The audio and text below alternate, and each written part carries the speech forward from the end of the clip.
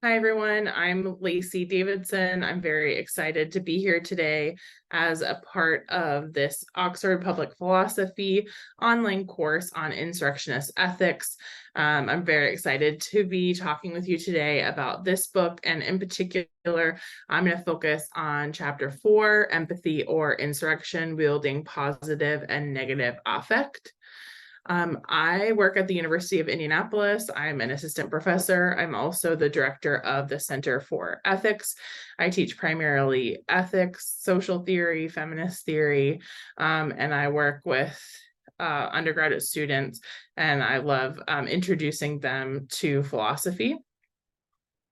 First, I want to situate this lecture and kind of my comments and who I am in thinking about my own situatedness and my own identities as that shapes my philosophical perspectives as well as my perspectives in the world. So I identify as a white, fat, queer woman. I grew up in rural northern Minnesota in a town of 60 people. I grew up in a working class family where my father was retired from the military and my mom worked primarily nights as a nurse at a small local hospital. As you can imagine, and this is true for everyone, but these experiences and these identities attune me to the world in a particular sort of way.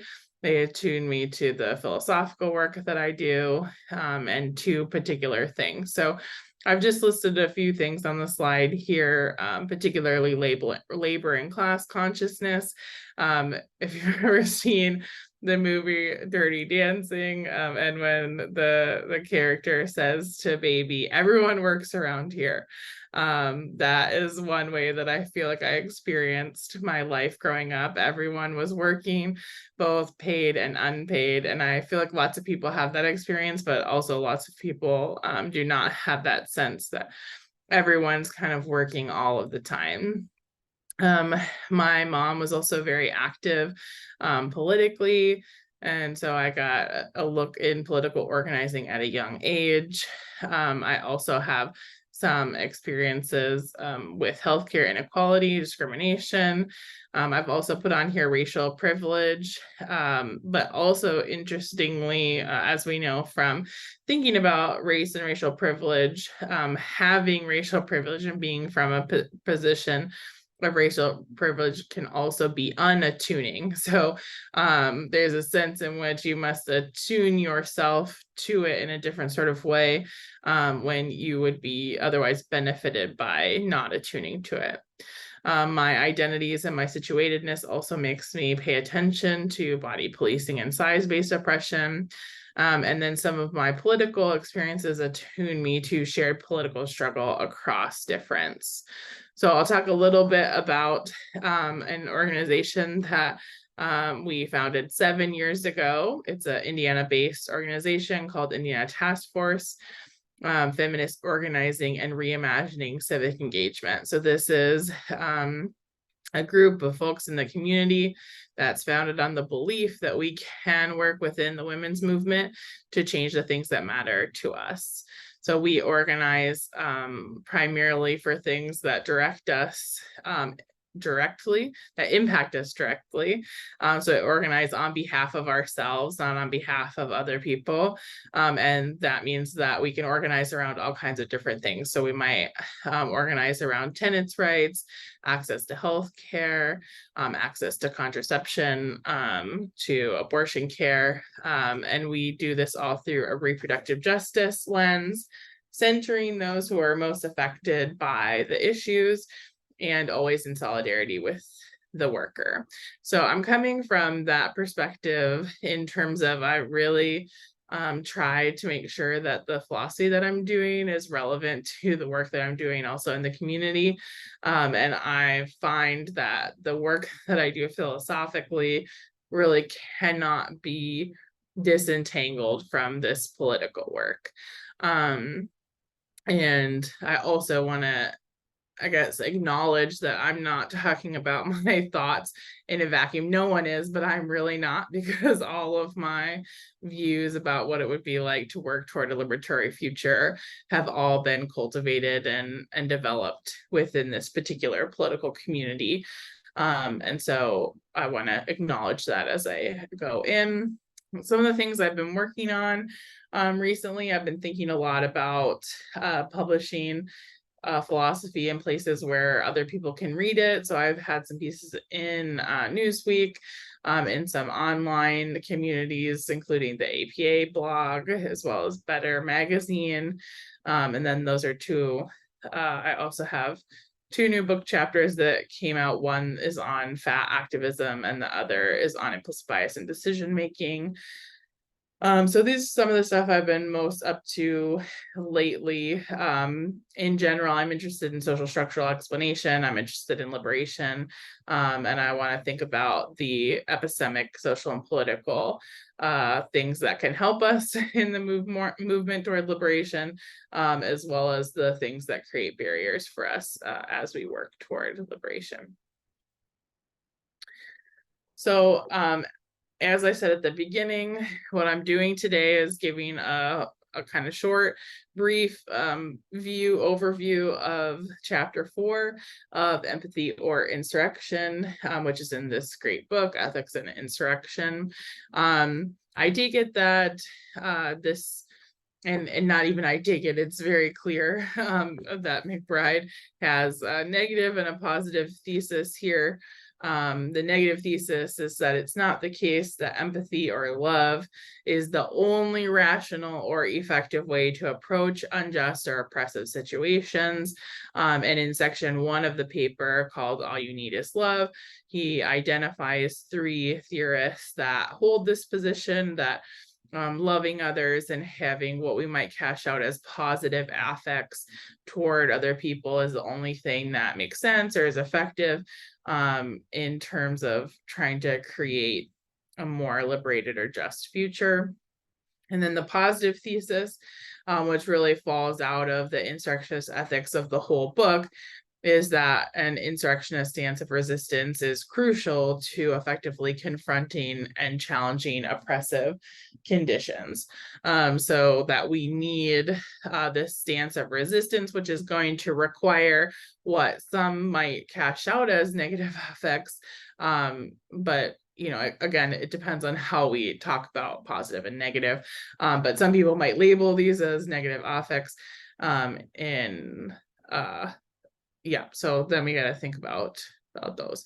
So I take it that the primary concern of the chapter is the way that dominant ideas about rationality and emotions, as well as the enforced norms of philosophical discourse, serve to silence, control, and disarm oppressed peoples.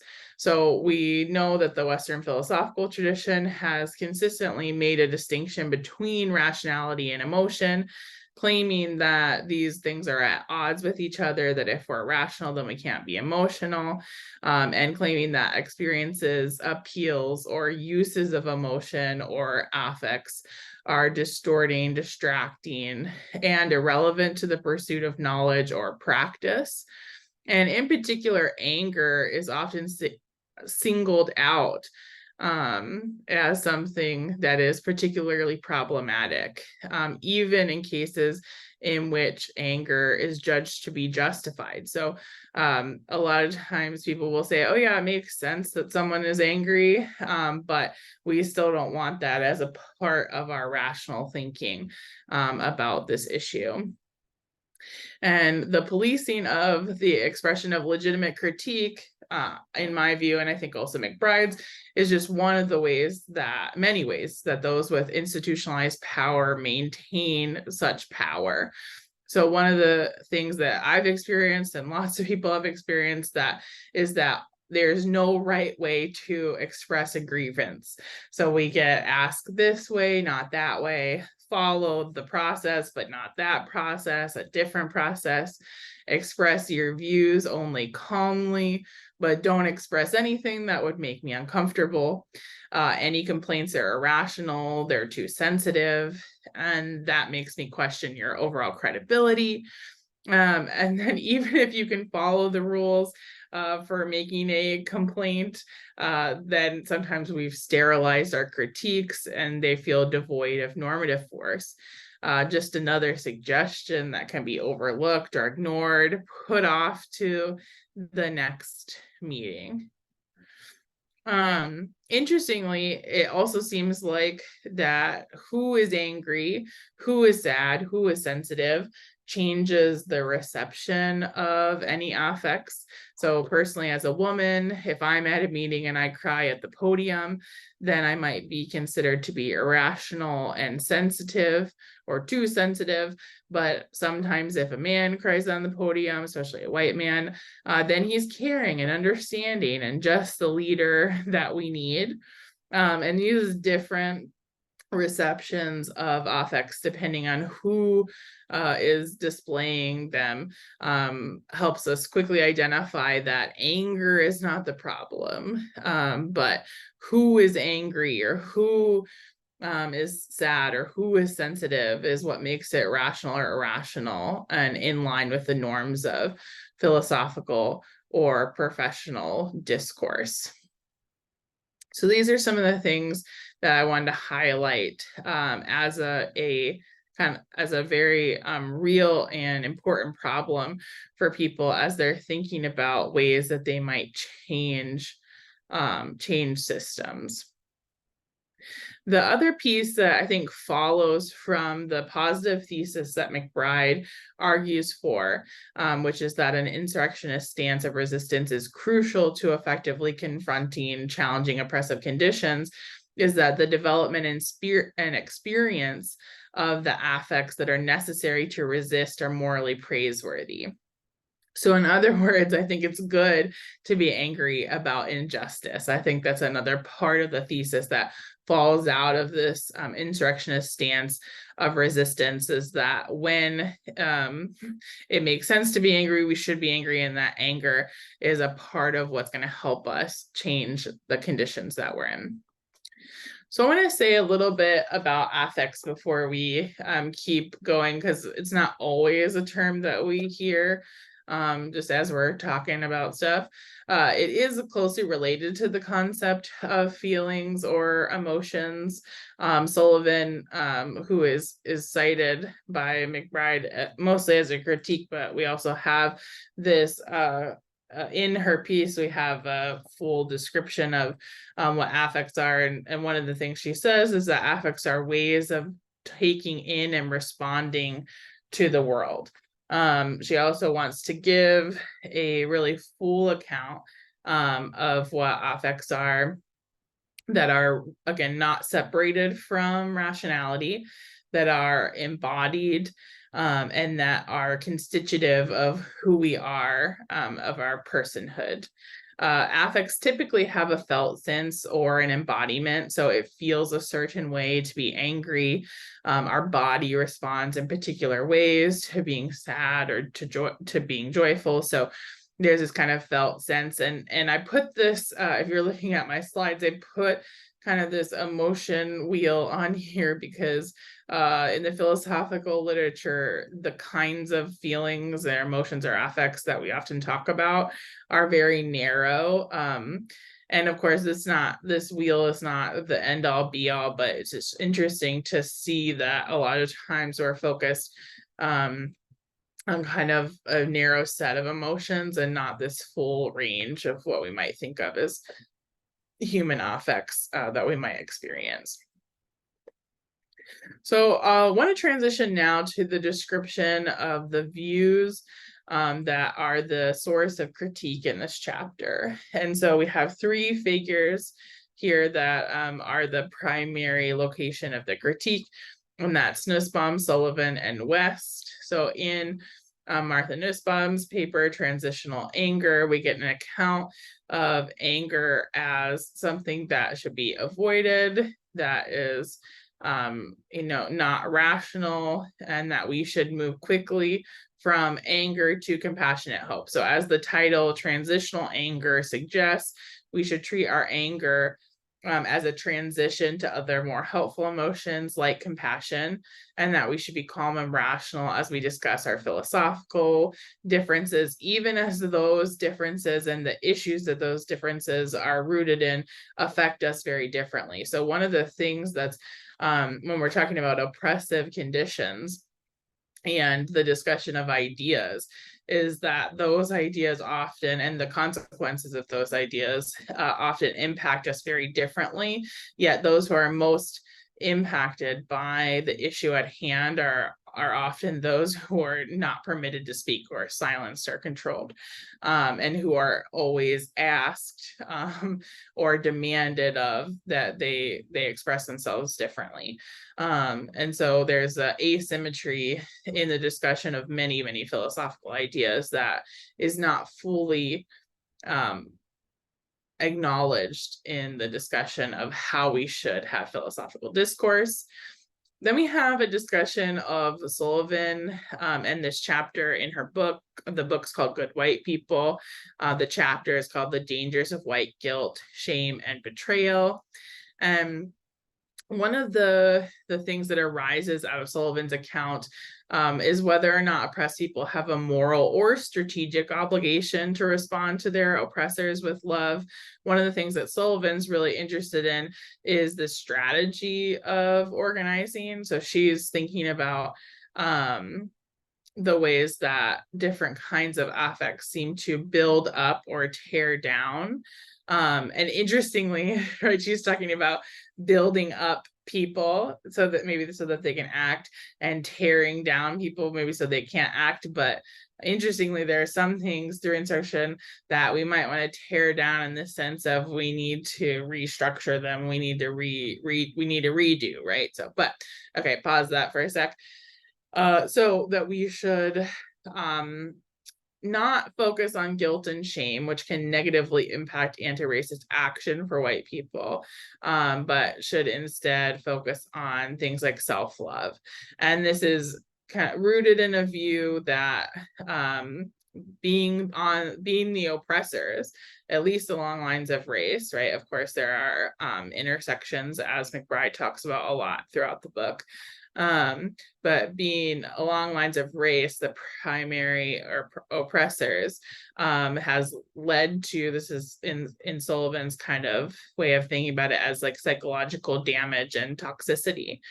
And so the worry that Sullivan has is that guilt and shame will continue to add to that in a way that is not helpful, but instead causes more harm to people of color as well as to white people. So the question, again, that comes out of this is whether people have an obligation. So the worry that McBride raises, and this is a quote, that it binds oppressed groups to non-threatening moral appeals or to moral suasion. And this term moral suasion is an interesting one. It's a term for moral persuasion and is often associated with the US abolition movements of the 19th century. So rather than demanding freedom or directly acting to bring about the abolition of enslavement, so rather than like insurrecting, we attempt to persuade those who disagree with the abolitionists through a moral appeal. So in my own experience, moral suasion can be very demanding on those who engage in it. And one of the reasons why it can be really demanding is because it often requires you to put up with the morally problematic behavior of people like on the way to them being persuaded by you. Because effective moral suasion sort of requires that you have this attitude of compassion toward the person. So very important and live question in terms of whether this, I guess, strategic or psychological description gives rise to any kind of moral or strategic obligations. And we'll talk about the response to that. So then we also have Cornel Weston. In my slide, I just put lots of places because this is a theme that runs throughout a lot of the works. This is rooted in a Judeo-Christian prophetic tradition. It makes lots of appeals toward love, care, service to others, and using those positive emotions to work toward a liberated future. And so we really see a lot of discussion of the development of, again, what might be cashed out as positive affects in oppressed people, both in terms of how they treat each other, how oppressed people treat each other, but then that also gets translated to how oppressed people are treating oppressors as well. So we see it kind of in both places, especially in West.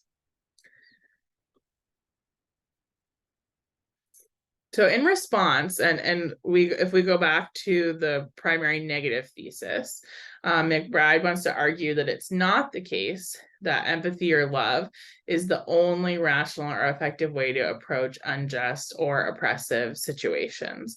So in response, we have an account of, unsurprisingly, of insurrection and negative affects. So again, these are the affects that are cashed out as negative, but end up being positive or really important. So if we look at the insurrectionist ethics, we have an ethics that challenges the dominant order of things. And there are 4 tenets that come from this. So the first one is a willingness to defy norms and convention. And so this is really touching back to those norms of philosophical norms of conversation, of engagement, in who and what time are appeals or experiences of emotion or affects to be put into the conversation. How do we define norms around what and who counts as rational, what and who counts as rational engagement with ideas, with processes, with institutions. We also have a tenet that requires moral action against obvious injustice or brutality, which may require things like anger. So we have affects that are negative, but playing a real, well, again, negative as dominantly described as an essential part of insurrectionist ethics, as taking some action against it. And we have promotion of collective action to change material conditions and to build just institutions.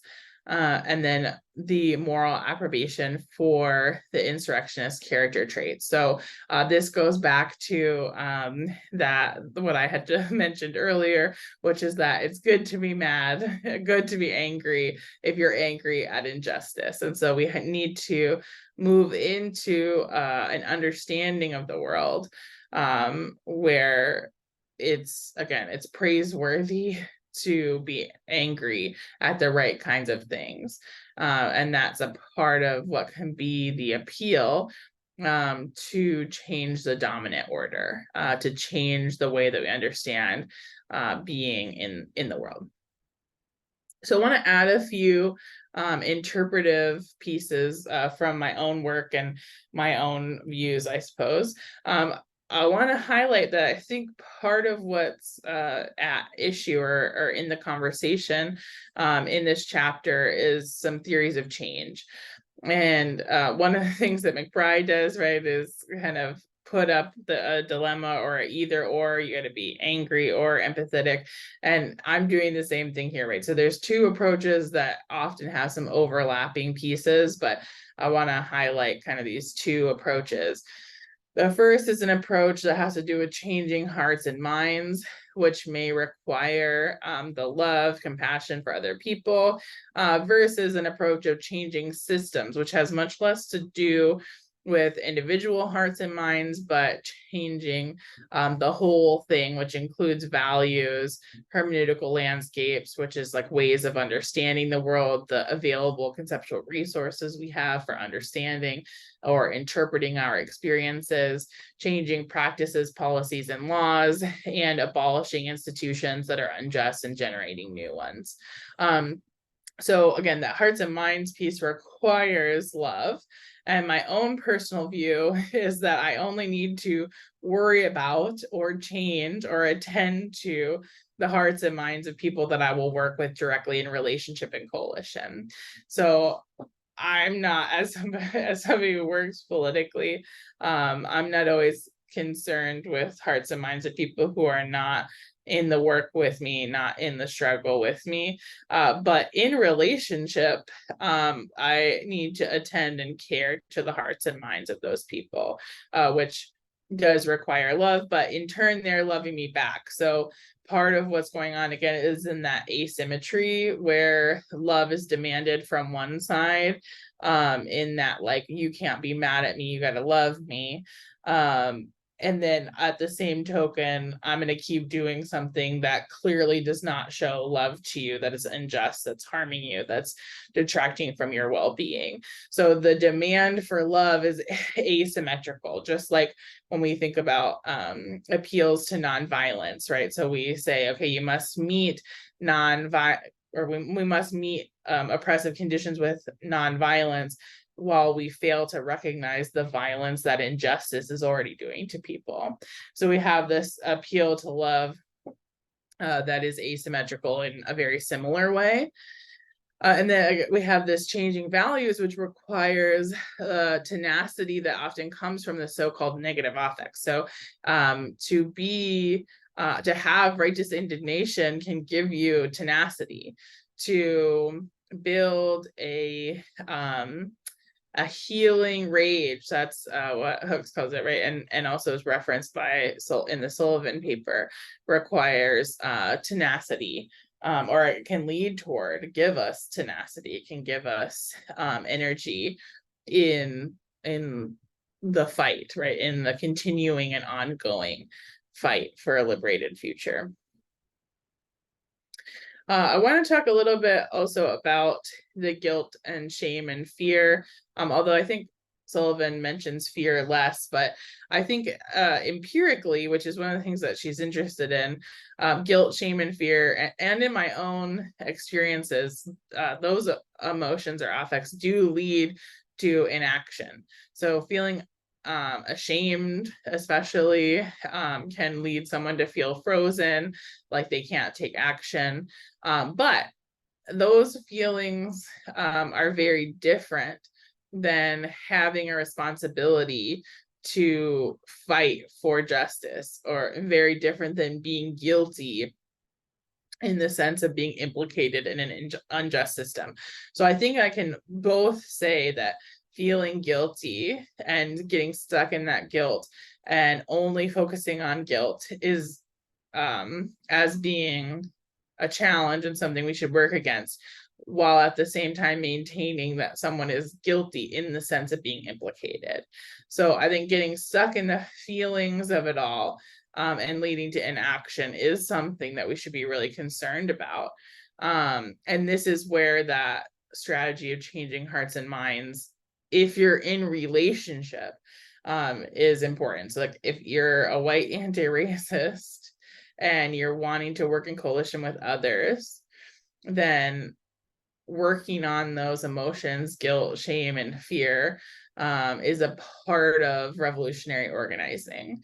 It's a part of finding the path in forward for yourself in that community. But the organizing, the being in relationship across difference, those are transformative ways of being that give us strategies for assessing those. So I think what's really interesting about this discussion is that I think it's definitely the case that the observation that guilt, shame, and fear lead to inaction does not give rise to any kind of moral or even strategic obligation for oppressed people not to invoke guilt, shame, or fear in people, right? I think that is a part of what is trying to get challenged here through this chapter, is to say, look, trying to control the responses and the emotions that are necessary to keep moving in an unjust system, trying to control and eliminate those, is not the path forward. Instead, the path forward is, for white people, right, if you feel guilt, shame, or fear, to figure out a path for you to work on that toward action. And we see that in the tenets, right, that we have to have a willingness to take moral action, and a requirement toward taking moral action against obvious injustice or brutality. So if your shame is immobilizing you, you can't fight, you can't take action, then a person would have a moral requirement to do something about that, to work on it. And again, that's in the interpersonal context more so than the changing system context, because in the changing systems context, we already got our people, we're already working on it, we're already in coalition, hopefully. And that's probably less about working on those hearts and minds situation and more about taking strategic political action. So sometimes it depends, all of this affect stuff depends on what location and what relationships we're talking about.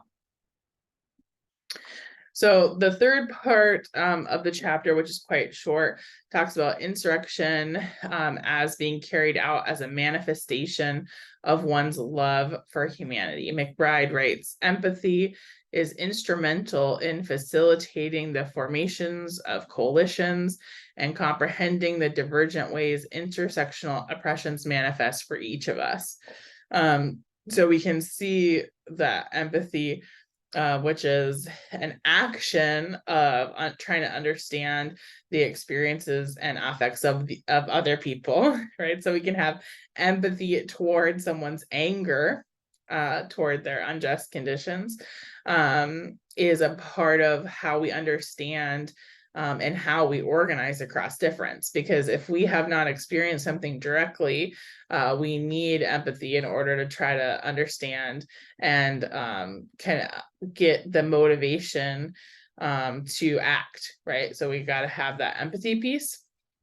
So we need to empathize with each other, to understand each other's unique struggles, and to develop the affects necessary to sustain a revolution of the epistema of our values, of our institutions, and to ultimately insurrect, right? So those are the things that count as, or are a part of insurrecting, is to transform the conditions, both in the sense of how we understand the world, how we go about valuing things, but also in terms of the actual practice of institutions.